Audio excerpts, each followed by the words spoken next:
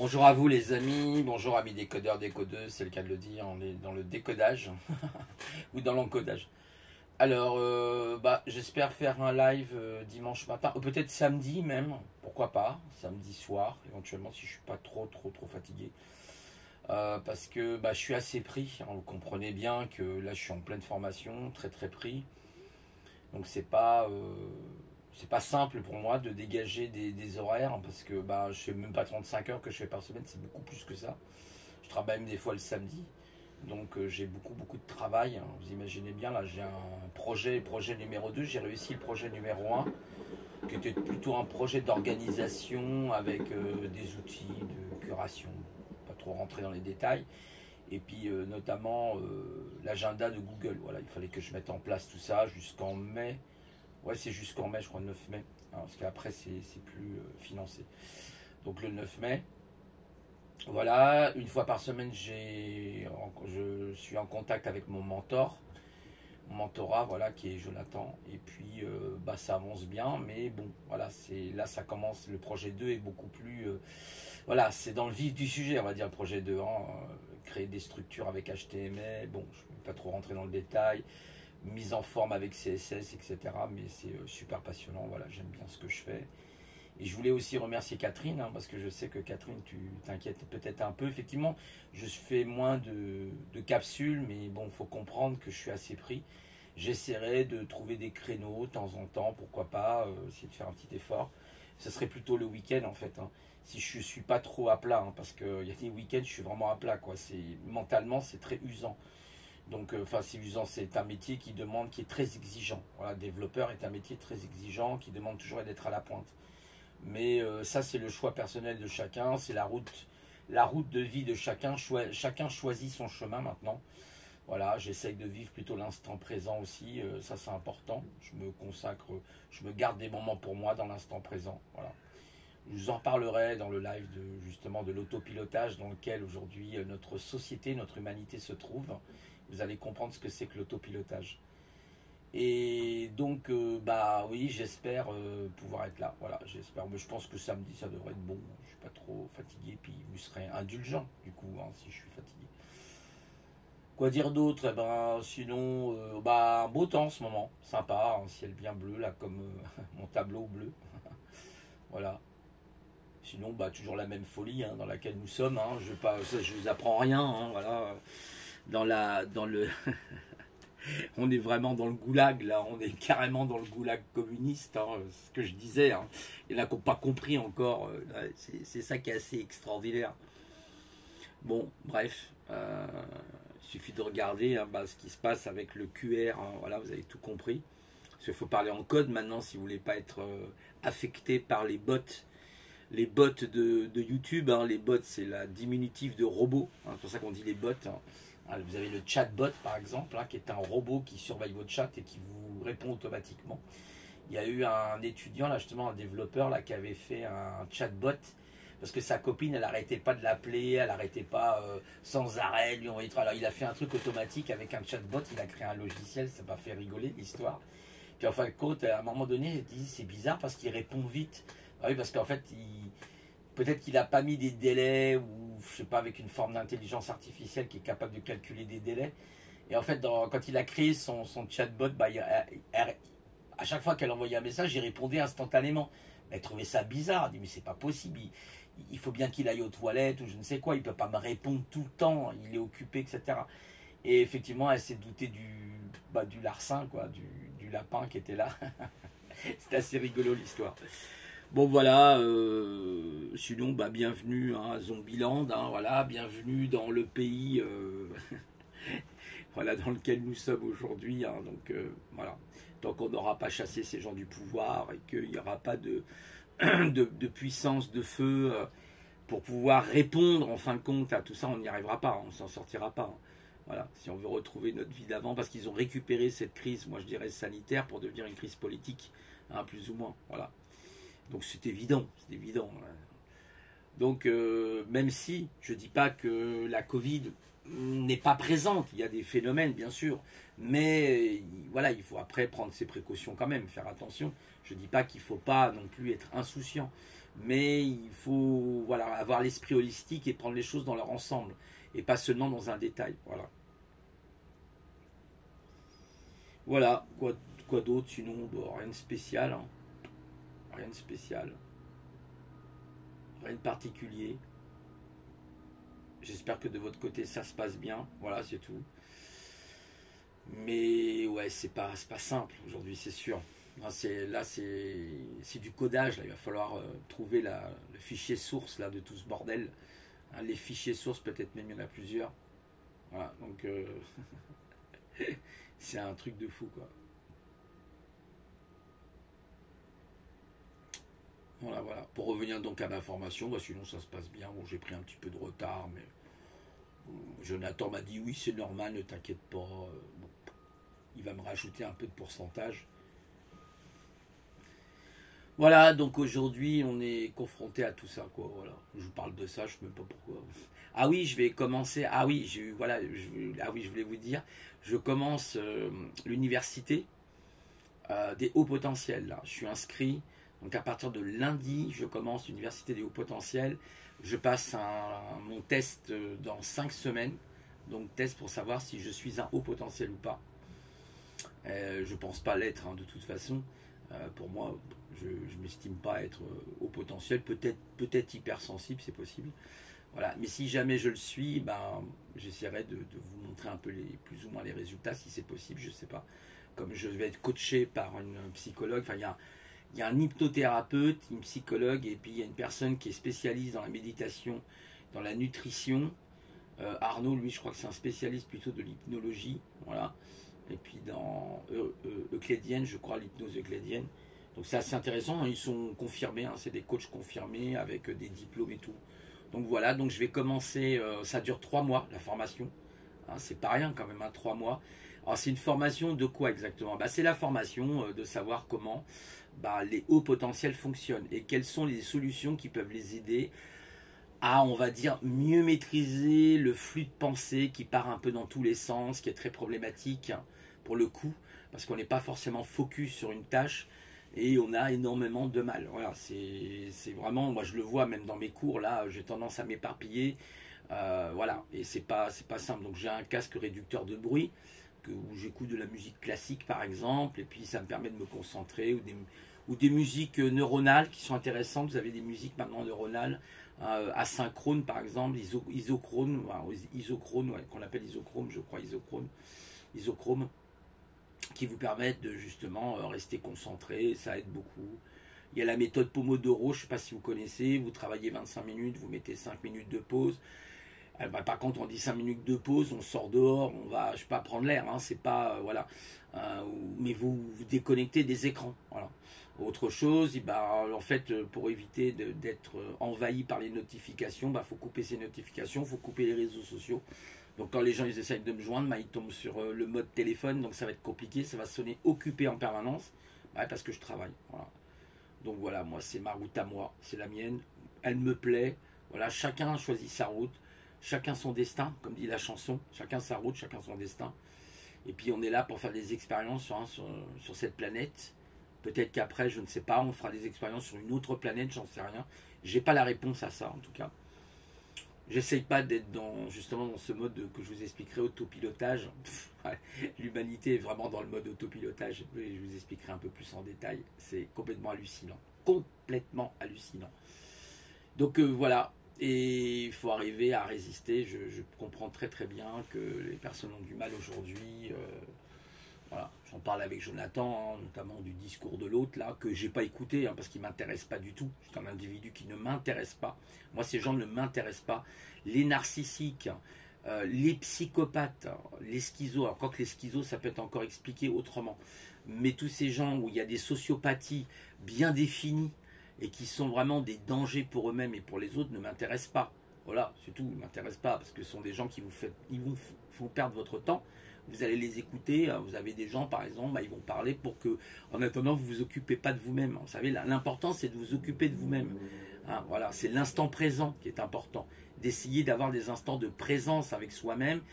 Et je vous expliquerai un peu qu'est-ce que c'est que l'instant présent aussi. Voilà, c'est super important. Parce que sinon, bah, on n'est plus connecté à soi, on est connecté bah, au smartphone, etc. Voilà. Là, je l'utilise bien sûr pour faire une capsule. Voilà, donc j'espère bah, à l'université, là il y a des cours pendant une semaine, hein, donc il y a une formule, là c'est sortir du brouillard, après il y a le marteau de Thor qui permet justement de... Alors c'est une méthode qu'a mis au point Silfried, Ken je crois qu'il s'appelle, qui est en fait, bah, elle est payante, hein, elle n'est pas gratuite évidemment, mais j'ai eu une super promotion, j'en ai profité. Je me suis dit, bah, j'investis sur un capital important qui est le capital du savoir et la connaissance et le connaître soi. Un petit peu ce qu'on appelle en anglais les soft skills. Les soft skills, c'est ce qu'on appelle les compétences transversales qui vous permettent justement de pouvoir mieux vous connaître, c'est-à-dire collaboration, créativité, intelligence émotionnelle, voyez, résolution de problèmes. Hein, c'est ce qu'on appelle les soft skills. Il y en a encore trois quatre autres. Et ça, c'est hyper important. Le soft skill, il faut quand même avoir des notions de soft skill. Et ça vous permet effectivement de mieux vous connaître. Mais il faut savoir que les hauts potentiels ne fonctionnent pas comme les normaux pensants. Donc ils ont un mode de fonctionnement cérébral qui n'a rien à voir, qui ont une plasticité cérébrale qui n'a rien à voir. Voilà, donc ça c'est très très important de savoir comment on fonctionne. Si c'est ce que disait Silfried, oui, ben, j'ai 130 de QI. Ouais, d'accord. J'ai 135, 132, 140, 145. Et alors? La question c'est ce que dit Silfried. Et alors? Lui-même est haut potentiel. D'accord? Il est neurothérapeute. Donc voilà, il est lui-même un haut potentiel. Il a été 3 fois champion d'Aveyron. Il a même été, je crois, une fois ou deux, je crois, champion d'Europe d'Aveyron. Hein, l'Aveyron qui est un sport très exigeant parce qu'il y a tout le corps qui bouge, hein, les bras, le haut, etc. Silfried donc répond aux questions. Il consulte aussi par téléphone ou par Zoom, par exemple. Mais c'est une personne super gentille. Voilà, il est vraiment agréable. Franchement, il est pas, c'est quelqu'un qui est lui-même en fait en tant que haut potentiel. C'est assez surprenant d'ailleurs cette maîtrise qu'il a. Mais effectivement, il parle vite. Mais comme il dit, vous allez pouvoir quand même mieux maîtriser ce que vous êtes. Et j'ai mis en place cette méthode pour spécialement les hauts potentiels. Voilà. Donc ça s'appelle l'université des hauts potentiels. Pour les gens qui sont intéressés, vous allez sur YouTube, vous tapez Université des hauts potentiels et vous allez donc rentrer en correspondance avec cette chaîne. Voilà, bon, c'est tout. Bon, après, je ne prétends pas être haut potentiel, peut-être un hypersensible. Voilà, moi, je ne considère pas ça comme ça. C'est vrai que peut-être TDAH parce que je bouge beaucoup. J'ai toujours été comme ça. Quand j'étais petit, j'étais obligé d'être suivi par une psychologue parce que j'arrêtais pas d'avoir la bougeotte hein, tout le temps, dans tous les sens. Mais voilà, ça ne veut pas dire pour autant que vous êtes forcément haut potentiel. On peut être simplement un hypersensible et sans être un haut potentiel. Et ça m'arrangerait beaucoup d'ailleurs, parce qu'en fin de compte, c'est plus un boulet, je trouve, qu'autre chose.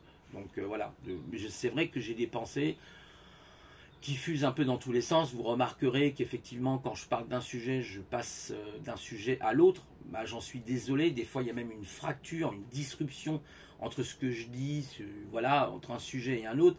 C'est pas simple, parce que ben, j'ai un mode de fonctionnement qui n'est pas linéaire. Voilà. Là, vous voyez, par exemple, chez ma formation, bah, je suis tel cours, mais après, ah bah non, je fais tel autre, parce qu'en fin de compte, ce cours-là, oui, j'en connais déjà une partie. Dans les cours, là, il y a des choses que je sais. Donc, je passe à autre chose que je ne connais pas. Comme, par exemple, découper une maquette. Créer une maquette en taille réelle, par exemple, d'un site internet, mais savoir la découper. C'est-à-dire savoir mettre les éléments dans la structure HTML, par exemple. Donc, c'est assez complexe parce qu'il ne faut pas rater le coche. Il faut découper avec des petites cases. Quand je dis découper, c'est dans le sens virtuel du terme. Hein. C'est pas découper avec un ciseau, on a bien compris. Mais c'est pouvoir mettre les éléments les uns après les autres. Par exemple, dans une page internet, vous avez un header. Et puis vous avez des sections. Et puis vous avez ce qu'on appelle tout simplement le footer. Le footer, c'est le pied de page. Et le header, c'est l'entête. Hein, ce que vous avez toujours en haut d'une page internet. Après, vous avez le responsive. C'est quoi le responsive? C'est que votre site doit s'adapter aux différentes tailles d'écran. Quand vous êtes sur une workstation, vous êtes sur un écran d'ordinateur, bah vous pouvez avoir un 24 pouces comme vous pouvez avoir un 38 pouces ou 36 pouces. Donc il va falloir que l'image s'adapte, ça s'appelle le responsive. Sur un portable, c'est différent, et une tablette, c'est différent. Donc le responsive va toujours s'adapter. Donc il faut faire en sorte que votre site soit responsif par rapport aux différents éléments que vous utilisez. Voilà, je vous ai appris quelque chose, par exemple, qu'on appelle le responsive. Donc après, je ferai peut-être une chaîne hein, plutôt pour parler du dev, pas maintenant, mais peut-être je ferai effectivement une chaîne qui va parler du développement HTML, CSS, il y en a déjà plein, hein, il y en a plein. Vous tapez HTML, CSS, vous avez plein de chaînes qui parlent de ça. JavaScript aussi, sûrement j'en parlerai. Et après, sûrement, si tout se passe bien, bah, j'attaquerai PHP, à MySQL, en fait ce qu'on appelle les bases de données interrogatifs. Voilà, comme par exemple Microsoft SQL Server, vous en avez plein, plein. Vous avez Oracle, vous en avez plein. Et voilà, donc avec Jonathan, je vois ça, qui est ingénieur, jeune, 34 ans, 4 enfants, et puis personne très sympathique, et qui a de très très bonnes connaissances dans l'informatique, très très calé, mais vraiment très calé. J'ai rarement rencontré une personne aussi calée, hein, il a un très haut niveau. Là, avec son ami, là, ils ont fait un programme, parce que lui, il fait beaucoup de Java, en fait, il programme beaucoup en Java, il aime beaucoup le Java, donc il utilise un IDE. Bon, je ne vais pas rentrer trop dans les détails de ce qu'est un IDE. Et puis, en fait, ils ont reprogrammé un programme. Il y avait il y avait des devs, ils avaient 10-15 ans, ils les ont applaudis. Vous imaginez, pendant la session, ils ont été applaudis. Parce qu'ils ont résolu les trucs en 1 mois, 2 mois, 3 mois, alors qu'il aurait peut-être fallu beaucoup plus de temps. Donc, eux, ils ont pris des raccourcis pour résoudre et recréer des programmes, notamment un programme qui permet d'améliorer justement la qualité du programme. Donc ça, c'est extraordinaire. Il est très très doué. C'est une personne très douée, je trouve impressionnante. D'ailleurs, je crois qu'il a travaillé, il a fait l'école, hein, il a fait aussi le DUT, hein, il a un très très bon niveau. Je ne sais pas s'il n'a pas une licence en informatique, je crois même. Voilà. Voilà, donc c'est quelqu'un de très rigolo, il est sympathique, il a de l'humour, hein, comme quoi les informaticiens ne sont pas des no-life. Hein. Il y en a peut-être, hein, moi j'en ai rencontré, oui, ça doit exister. Mais ils ne sont pas tous no-life, hein, les informaticiens. Parce que sinon, ça serait grave. Hein. On a nos moments de détente, heureusement. Mais vous savez, c'est la passion. C'est comme vous, si vous avez une passion pour, je sais pas moi, les timbres. Vous avez une passion, par exemple, pour les chevaux. Ben, vous avez le droit d'avoir une passion pour les chevaux. C'est votre truc, c'est votre dada. Il y en a, ils vont avoir une passion pour le bricolage. Ils aiment bricoler. Donc, ils vont faire tout le temps du bricolage. Chacun son truc. Chacun, c'est les désirs et c'est la liberté de chacun de choix. Voilà. Il y en a, ils aiment collectionner autre chose, voilà, bon, je sais pas, les femmes par exemple, d'autres ça va être autre chose, chacun son truc. Donc il faut vivre votre instant présent, il ne faut pas trop vous prendre la tête, ça sert à rien. De toute façon, l'avenir, il y aura ce qu'il y aura, voilà. Hein, c'est plutôt pour moi ce qui m'embête plus, c'est plutôt nos enfants, voilà, les générations qui viennent, voilà. Mais en fait, on est quand même en pleine moutonnerie, hein. J'en parlais justement avec Jonathan, là, mon mentor, mon mentorat, et on disait les gens c'est des moutons, hein, c'est des vrais moutons lui-même. Lui-même, je pense qu'il est haut potentiel. Je pense que c'est même quelqu'un qui doit être THPI, hein, très haut potentiel intellectuel, ouais, très haut niveau. Et un peu aussi émotionnel, parce qu'il arrive comme à s'exprimer. Ouais. À l'école, il disait je faisais jamais d'efforts, j'apprenais rien, j'avais toujours 11 ou 10, voire même des fois 14.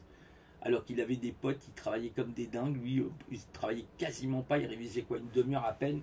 Et puis il avait des super notes, c'était très rigolo. Il n'a pas aimé l'école non plus parce qu'il a fait, par exemple, il avait un prof en électronique. Une fois, il lui avait dit non, non, votre formule, elle n'est pas bonne. Vous avez fait un mauvais calcul. Et puis, en fait, il avait fait un mauvais calcul. Et puis voilà, quoi, ça s'est passé comme ça. Voilà, c'est très intéressant, on rencontre des gens comme ça, qui m'a été donné par Open Classroom, hein, vous êtes obligé d'avoir un mentor. Puis vous avez aussi, j'ai une conseillère pédagogique qui s'appelle Laura, qui est très sympathique, une jeune, qui m'a envoyé d'ailleurs de la doc, là, super gentille, avec laquelle on peut discuter s'il y a un problème, hein, parce que voilà, quand vous faites une formation, il peut y avoir des problèmes en 6 mois, hein. Vous pouvez tomber malade, vous pouvez avoir des problèmes financiers, vous pouvez avoir divers problèmes, et donc faut pouvoir trouver des solutions. Voilà. De toute façon, c'est ce que je dis, c'est une expérience pour moi, c'est pas dans l'absolu, hein. À 58 ans, vous imaginez bien, c'est pas dans l'absolu. Même retrouver un travail à mon âge, ça va être très très compliqué. Peut-être que je me mettrai à mon compte, voire voilà, je ferai autre chose, à la limite, c'est pas grave, hein. Au moins j'aurai acquis ces connaissances, ce qui me permettra de créer mon site moi-même, voilà, vous voyez ce que je veux dire, voilà. Et puis de pouvoir l'héberger chez OVH par exemple, ou chez un autre hébergeur. Donc c'est ça en fait, et puis après je vous inviterai à venir sur mon site internet, ça ne sera même pas un blog, ça sera plus un site.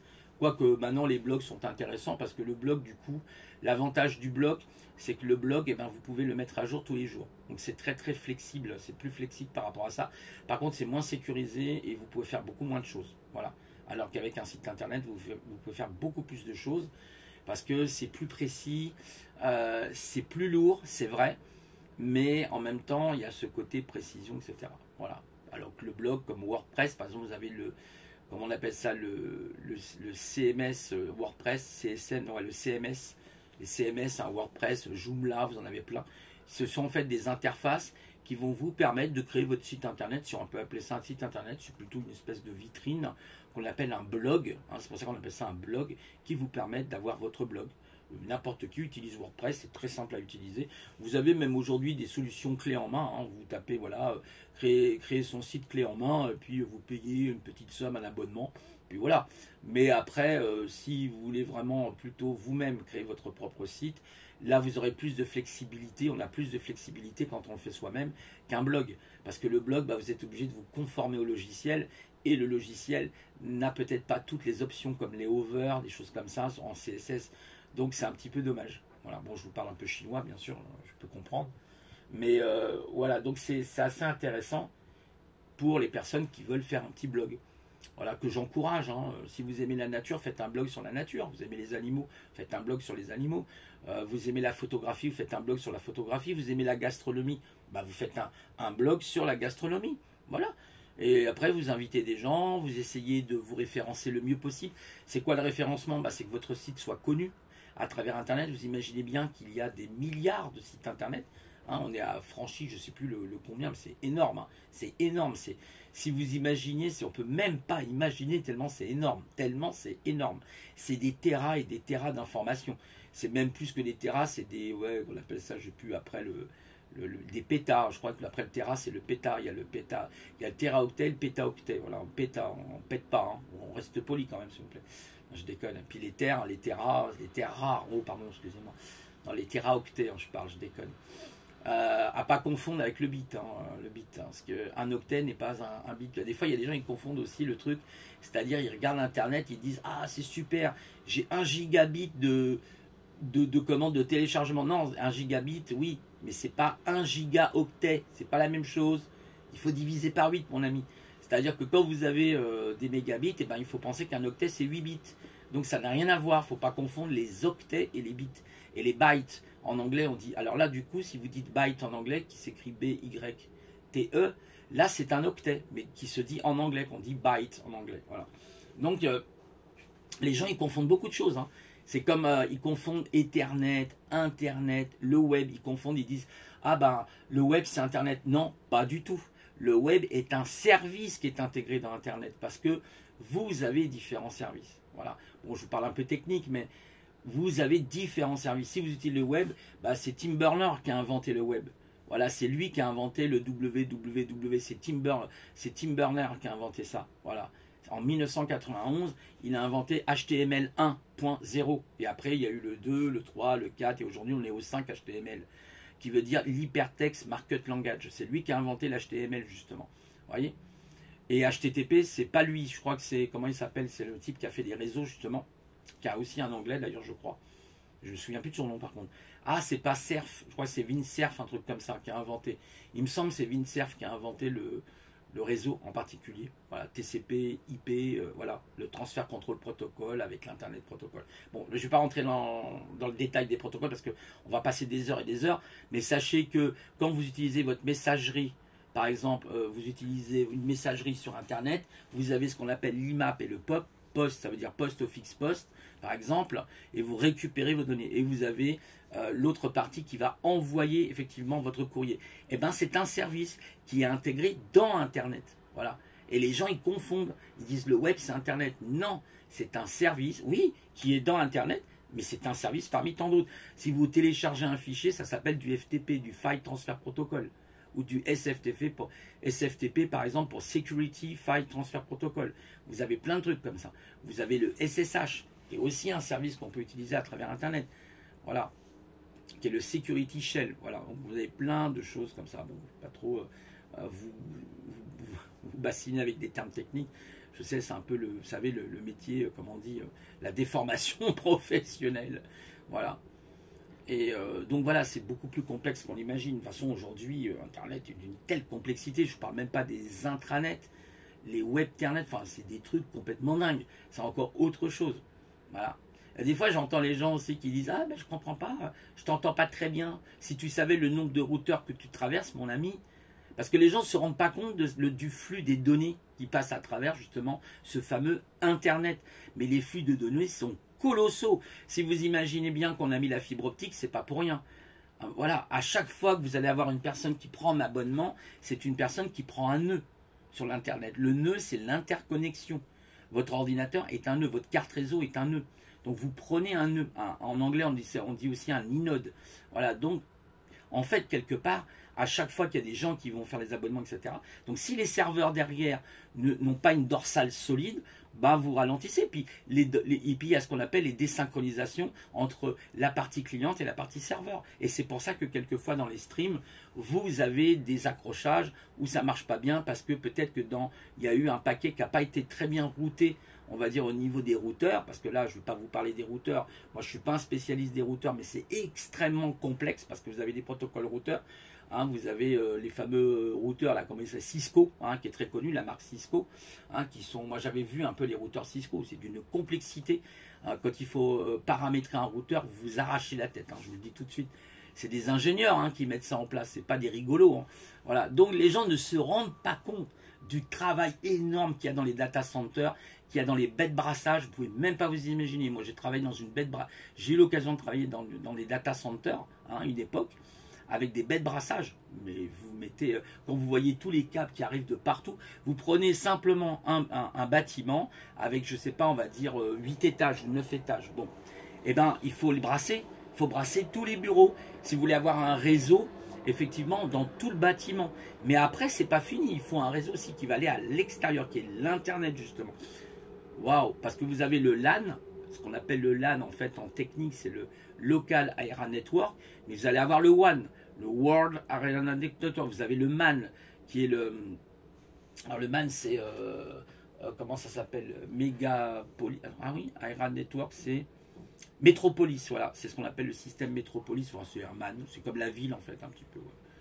Bon, après, il y a d'autres types de réseaux, c'est très complexe les réseaux, moi je ne suis pas spécialiste des réseaux, je connais un peu parce que j'ai travaillé un peu sur les réseaux à une époque, notamment avec un spécialiste qui était certifié Cisco.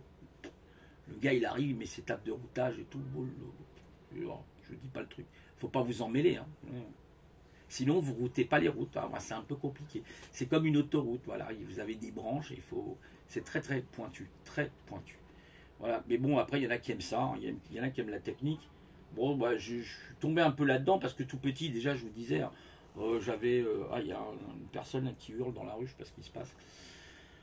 Et par mon voisin au-dessus, enfin juste pas au-dessus, mais à l'étage du dessus. Putain, c'est un putain de connard ce mec. Putain. Je lui dis, bah, excusez-moi, je parle d'autre chose là, mais celui-là je le supporte plus. Il emmerde la voisine.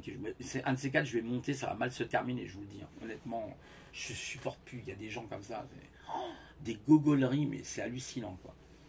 Voilà, des bulots comme dirait l'autre. Donc en fait quelque part, mais je me dis mais c'est pas possible quoi. Voilà, et donc bah il y a des gens, oui, bah, petit, bah, je suis tombé là-dedans un petit peu, voilà. Puis je me suis passionné pour ça. Bon, c'est comme quelqu'un pourrait se passionner pour autre chose, c'est ce que je vous dis. Pour les animaux, j'aime bien aussi.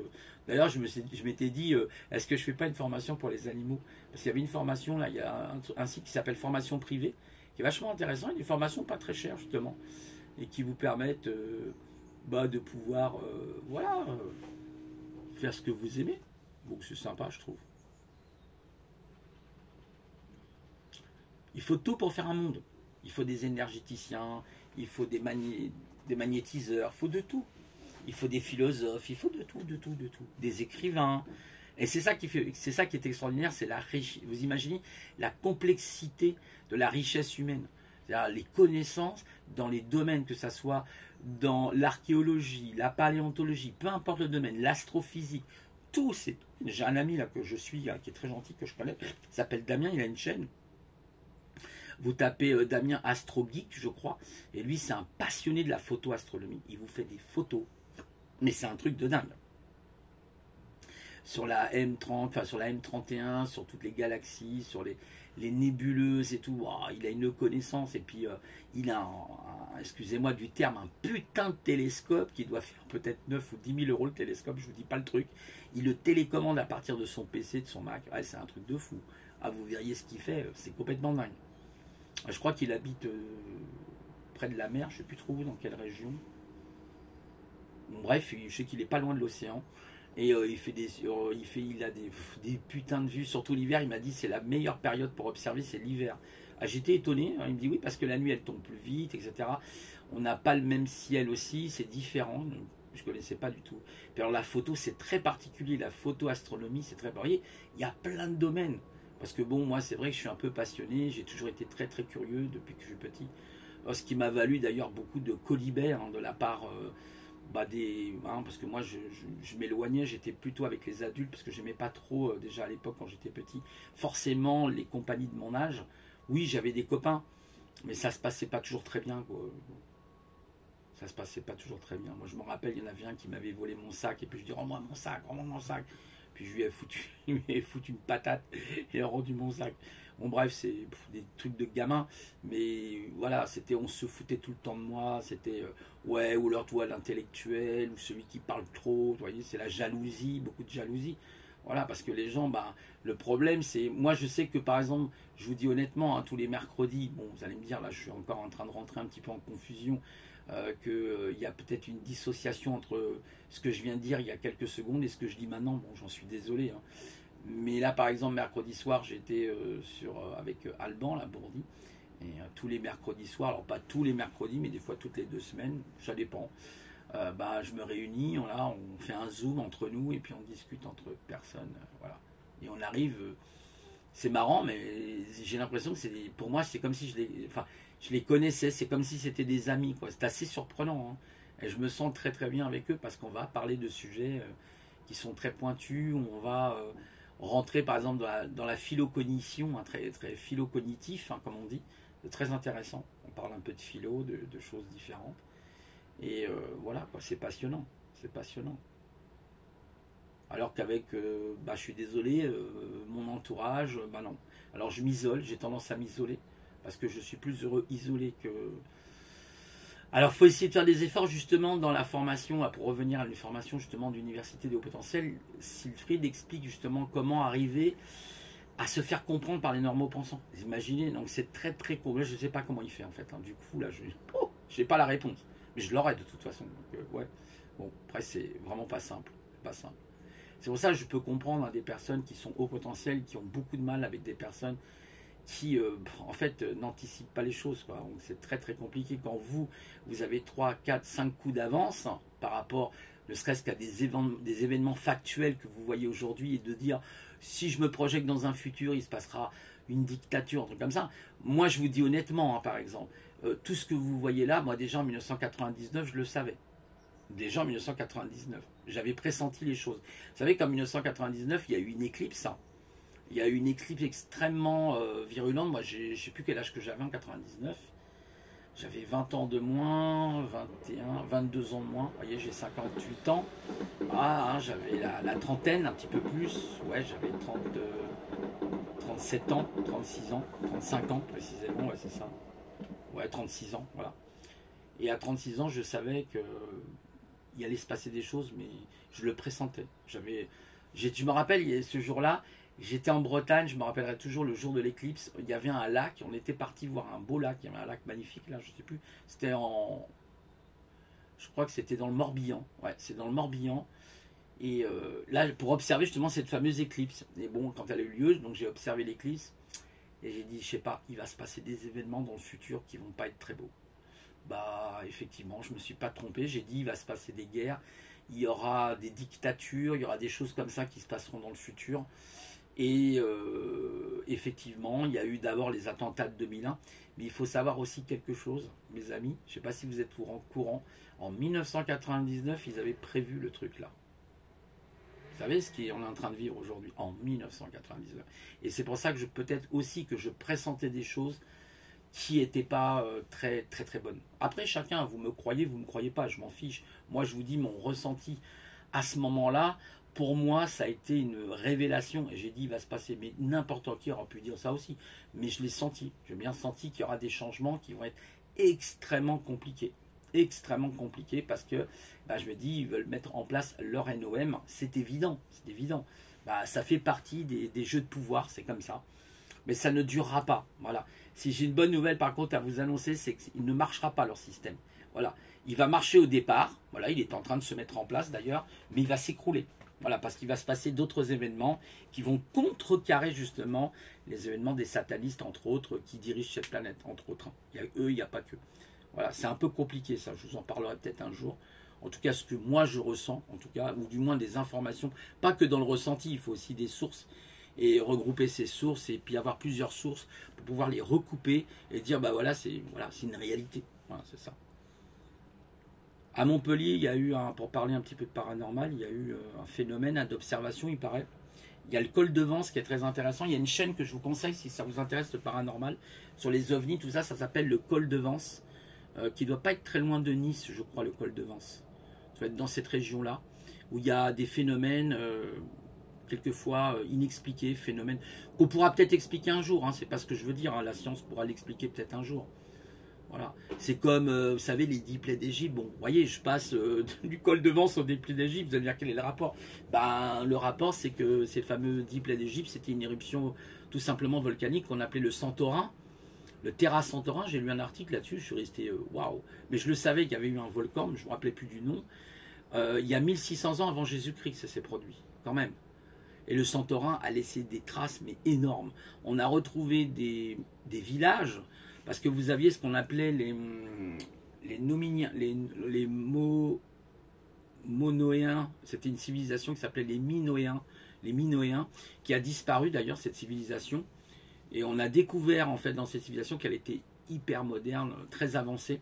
Ils avaient par exemple l'eau courante, ils avaient les eaux usées, vous voyez comme quoi quand nous on est en train de se vanter, on a inventé les eaux usées. Non, t'as pas inventé les eaux usées, guignol, parce que justement dans la proto-histoire, comme par exemple justement les Minoens, bah, on a découvert des civilisations, on a trouvé ça aussi chez les Sumériens, à Sumer, on a découvert les eaux usées. Je veux dire, les humains, ces gens-là se croient, ils se prennent pour qui, quoi. C'est toujours rigolo, ça me fait rire. Évidemment, ça s'est modernisé, on est d'accord que les eaux usées de ces époques-là avec celles d'aujourd'hui n'ont rien à voir.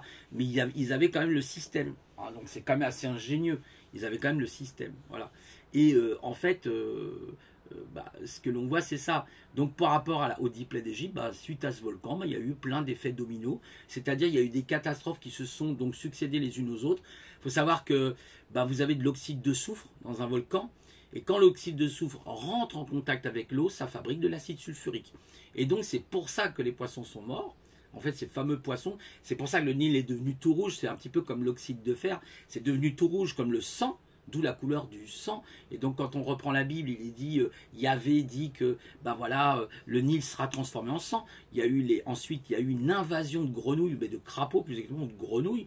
Oui, parce qu'en fin de compte, ils se sauvent, les grenouilles pouvaient se sauver, mais elles sont mortes ensuite parce qu'elles ont, il n'y avait plus de marée, il n'y avait plus rien, donc elles sont mortes desséchées automatiquement, qui ont envahi les maisons.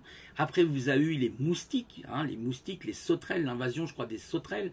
Vous avez eu après la maladie des nouveau-nés. Alors bon, voilà, je saute un peu les étapes parce que moi les 10 plaies je ne connais pas tous. Mais en fait, il y a eu les fameux premiers-nés qui seraient morts du paludisme, il paraîtrait. Donc c'est ce qui expliquerait les premiers-nés, etc. Enfin, vous avez plein de choses. À un moment donné, il y a le ciel, je crois, Moïse. Le ciel, il y a la nuit pendant 3 jours. Pourquoi? Tout simplement, les cendres du volcan sont montées à plus de 40 km d'altitude et ont littéralement masqué le soleil. Donc les gens se sont retrouvés à un moment donné, effectivement, dans la nuit. Mais il n'y a pas eu que ça. Il y a eu un dérèglement climatique global à cause du Santorin. Voilà. Donc après, je pourrais vous expliquer longuement tout ça. C'est très intéressant. D'ailleurs, c'est un article de Bleuette Dio que j'ai trouvé dans Inexpliqué. Super intéressant, un article très intéressant. C'est Platon qui disait, alors je ne sais plus le terme qu'il employait, il faudrait que je vous retrouve du coup. Par contre, je ne sais pas ce que j'en ai fait vraiment. Il faudrait que j'essaye de vous retrouver le terme qu'il avait. Attendez, une petite seconde, je vais essayer de voir si je peux. Ça, c'est mes pifs gadgets. C'est un peu le bazar, je suis désolé. Je vais essayer de vous retrouver l'expression si j'arrive à la retrouver. Si j'arrive pas, j'arrive pas, il faut que je retrouve le truc en question. Attendez, une petite seconde. Ça tourne. Ouais, j'ai peur de ne pas avoir assez de place parce qu'à chaque fois avec les... Voilà, c'est là-dessus. Justement, vous allez voir la citation de Platon qui est assez intéressante. J'avais bien aimé. J'espère retrouver cette citation du coup parce que voilà, je crois que c'est à la fin. à la fin, il me semble.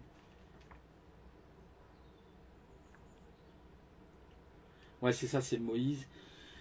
Mais il y avait la citation de Platon qui disait que les mythes sont le fruit de l'imaginaire, mais que en fait ils deviennent des vérités. Voilà, quelque chose comme ça. Mais par contre, c'était où dans le texte? Alors là, je sais plus exactement. Vous voyez, c'est les 10 plaies d'Égypte. Vous voyez, passer au crible de la science, justement. Très intéressant, vraiment très intéressant cet article. Il y avait la stèle de la tempête aussi, donc on a découvert donc à Karnak, hein, le site de Karnak en Égypte. Mais je ne me souviens plus où est ce passage, hein, c'est dommage. Il y avait un passage avec Platon, et je pensais que c'était dans un petit, vous savez, un petit cadre, mais non, je ne vois pas. Donc pour le trouver, ça ne va pas être simple, hein. À moins que vous ayez de la patience, d'attendre un peu. Vous imaginez 1800 mètres l'altitude que faisait le Santorin. On l'appelait le Terra d'ailleurs, hein. Au départ c'était le Terra et après c'est devenu la fameuse île de Santorin qui se trouve à 700 km du Caire. Ah là là là. Ah, c'était où ça? Ouais, acide sulfurique. Ouais. Ouais, j'ai appris plein de choses, c'est hyper intéressant justement. Ah, c'est fatigant ça. C'est quand on veut chercher. Ah, attendez, là c'est peut-être là, je sais pas. Voilà, voilà. Bah, c'est à la fin, c'est vraiment tout à la fin. Il est dit l'ouvrage que Platon avait donc raison lorsqu'il affirmait, voyez, le mythe reste l'expression imagée de vérité plus profonde. Ah ah, c'est joliment dit hein, de Platon. Platon disait donc le mythe reste l'expression imagée de vérité plus profonde. Voilà, je vais vous laisser sur cette belle pensée de Platon. Et puis, ben, j'espère faire un live samedi soir, si je ne suis pas trop KO. Normalement, ça devrait être bon, je pense. Si je me repose bien, ça devrait aller. Parce que là, j'ai du boulot, il faut que je me mette au turbin. J'ai pas d'horaire, c'est ça qui est bien. Je peux commencer à minuit. Hein. Comme à 1h du matin, les serveurs sont là, ouverts 7-7, 24-24. Donc, il n'y a pas d'horaire. Du moment que vous faites vos 7 heures. Enfin, moi, je ne suis même pas 7 heures, je fais plus que ça. Donc, voilà, donc j'essaye de me ménager des pauses hein, quand même, hein, je fais des pauses. Et puis merci Catherine hein, d'avoir pris mes nouvelles, c'est très gentil. Mais ne t'inquiète pas, soit de toute façon je ferai un live samedi soir, je vous l'annonce, ou dimanche matin. Voilà, c'est l'un ou l'autre. Donc si vous êtes devant vos ordinateurs, bah, vous aurez l'occasion de pouvoir m'écouter. Voilà. Voilà, et bien écoutez, passez une bonne journée à tous et toutes. Allez, au revoir, amis décodeurs et décodeuses.